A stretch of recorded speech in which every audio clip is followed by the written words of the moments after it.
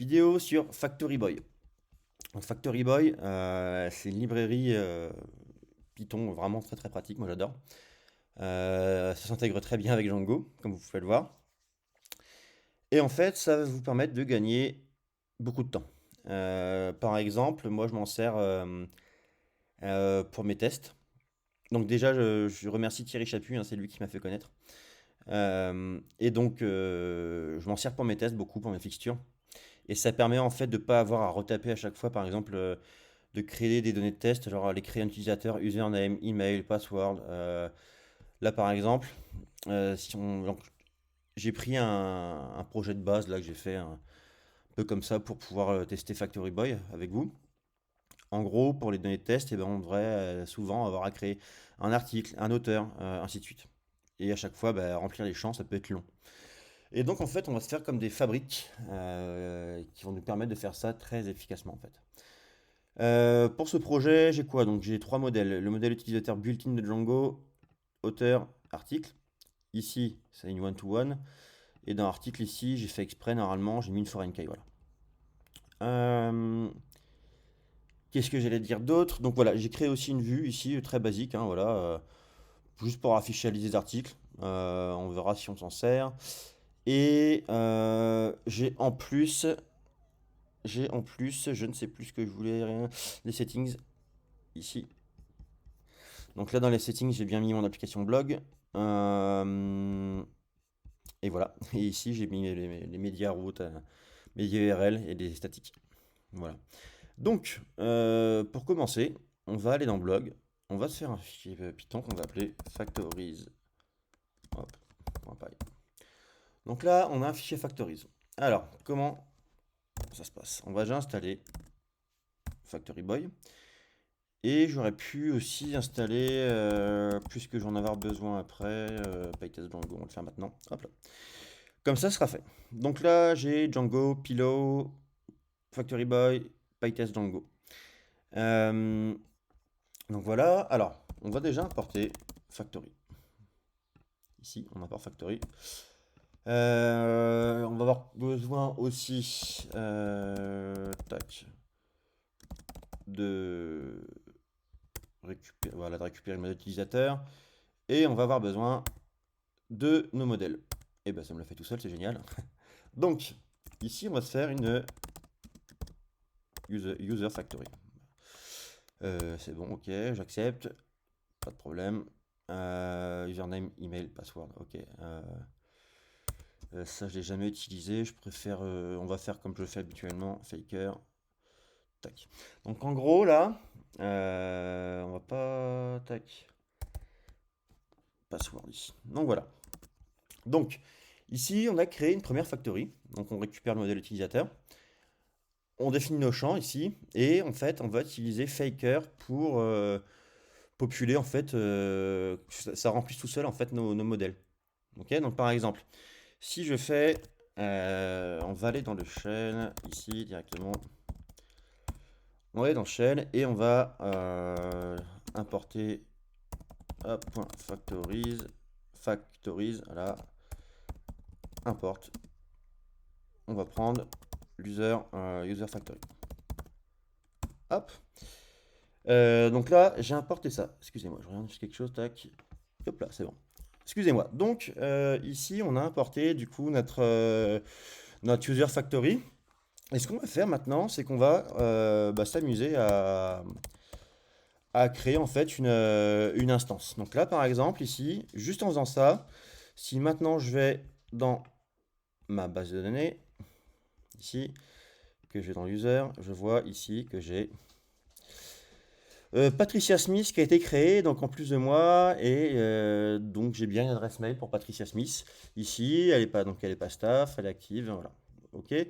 Donc là, j'ai créé une instance, donc attention parce que ça va le sauvegarder en base directement. Il y a une méthode, je l'ai plus en tête, qui permet juste de créer en, en mémoire, mais là, je crée en base directement. Alors aussi, ce qui peut être intéressant si vous avez besoin de beaucoup de données test, on peut faire un create batch, je crois que c'est ça, ouais, il me semble. Et là, imaginez si je fais ça, 100, imaginons, hop, Est-ce que je peux reload ici? Voilà. Et ici, en fait, quand on regarde maintenant, j'ai créé 100 utilisateurs d'un coup. Donc là, vous voyez, ça me fait, si quelqu'un veut avoir en fait une base de test pour avoir plein de données, là, j'ai carrément créé 100 utilisateurs d'un coup dans la base. Donc vous voyez, très pratique ce petit Factory Boy, mais on va pas s'arrêter là. On va faire ça. On va s'amuser autrement avec.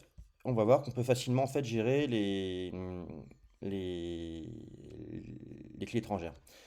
Par exemple, je vais peut-être agrandir un peu l'écran d'ailleurs, zoomer un peu dessus, voilà. Ici, je vais me faire ce qu'on appelle du coup une nouvelle factory. Donc j'ai Author Factory, ok, pas mal. Ok, ça je suis d'accord. User, ok, j'ai une bio, j'ai une birth date, c'est bon, ok. Alors là par exemple, ce qui se passe, c'est que pour la relation one-to-one, ici, user, ici, tac, on est là, donc là j'ai un one-to-one, et bien en fait on va carrément pouvoir utiliser ce qu'on appelle des subfactories, et on va lui renseigner la factory de mon user. Et donc, ça va être le même principe avec l'article factory ici. Ok, alors, pas mal de choses intéressantes ici à faire. Je regarde juste ce qui me fait rapidement. Je corrige s'il faut. Ok, donc là pour les images, on a bien un champ image ici. Vous voyez. Donc, pour le champ image ici, ce qu'on peut faire, donc là on peut oui, donc définir une couleur ici. On peut avoir définir une largeur, ainsi de suite. Bon, file name, on va faire une ligne trop longue. Donc par exemple, ici, on a le format, largeur, hauteur. Ici, pour le titre, euh, on va avoir du coup faker, pareil, on va populer en fait, on peut donner le nombre de mots. Le slug, pareil. Ici, j'ai du texte, j'ai content, ok. View count, il me l'a fait aussi. C'est du faker, un random int, c'est ça. Et là, donc j'ai bien une subfactory. Je regarde un peu ce qu'il me fait au passage. Donc, normalement, c'est bon, il a respecté ce que. Ok. Donc là, j'ai mes trois factories. Euh, Maintenant, on pourrait très bien créer facilement un article test en base. Mais moi, ce qui m'intéresse ici, c'est surtout avec les tests. Donc là, j'ai déjà installé PyTest, PyTest Django. Et donc, on va se créer un petit fichier PyTest ici pour la config. Hop, c'est un petit gist hein, que je réutilise à chaque fois. Donc là, PyTest, je vais me faire un. Ouais, on va se faire ça comme ça. On va se faire un dossier test. Hop, et puis c'est pas mal. Dedans, on va se faire quoi? On va se faire un. Forcément, on va se faire le package ici. Hop, tac. Et on va se faire un conf test. Pareil, ici. Et puis, j'ai pas de. On va l'appeler. Je vais tout tester. Enfin, ça va être un fourre-tout, c'est pas grave. Là, c'est pour les Factory Boy. On va avoir un test all. Donc, alors, dans le conf test, en fait, comment ça va marcher? Donc, déjà, on va ici importer PyTest. Il est là, PyTest. Ouais, il est là. Donc, on importe PyTest. Je pense qu'on va. Bon, déjà, on va importer nos factories. Donc, j'ai bien l'article factory, j'ai la user factory et l'auteur factory. Ouais, c'est ça, c'est bon. Donc, je l'ai. Ce qui peut être intéressant, ou je pense que je vais faire exprès de. Ouais, on va faire ça comme ça. On va faire ça comme ça. Donc là, on va se définir du coup une, une fixture. Donc par exemple, on va vouloir avoir un utilisateur. Donc là, tac.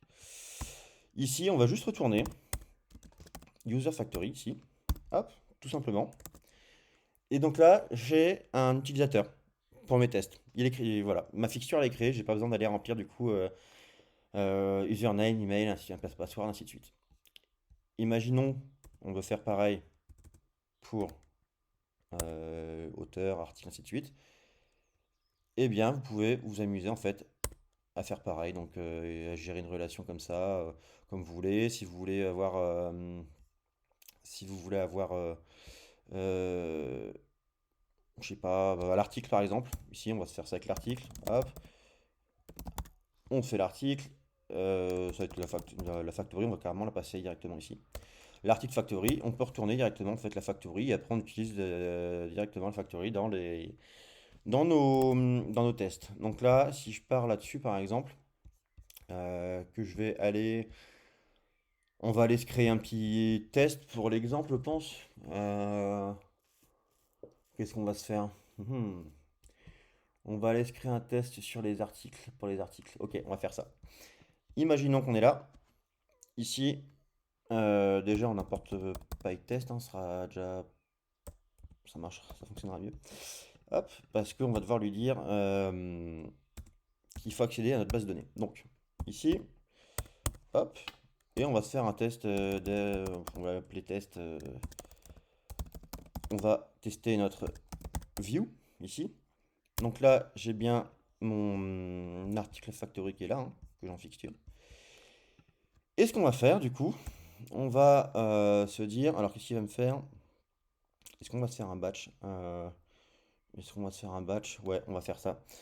Hop, on va se faire l'article factory.create batch et on va se dire, je sais pas, on va créer, allez, 100 articles.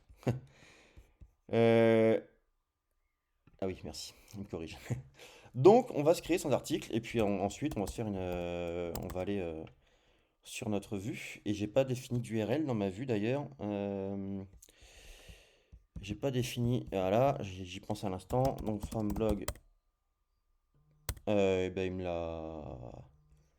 Et ben pourquoi pas, super, voilà.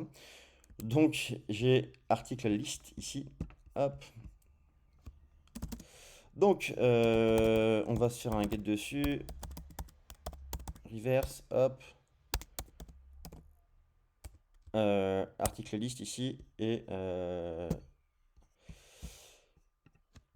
on va se l'importer, reverse, voilà. Et donc maintenant, hop, on va pouvoir tester notre vue par exemple.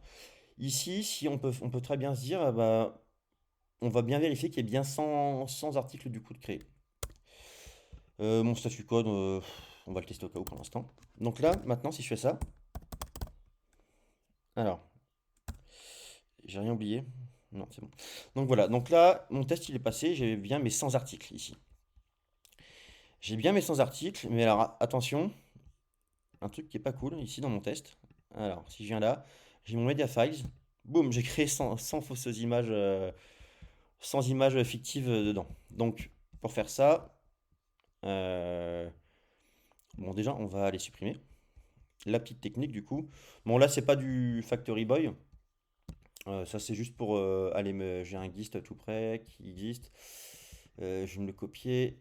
Hop, tac. Mince, j'arrive pas à le copier. Hop, hop, tac. Voilà, ça c'est pareil. Ça, je tiens ça de Thierry m'avait montré la petite technique.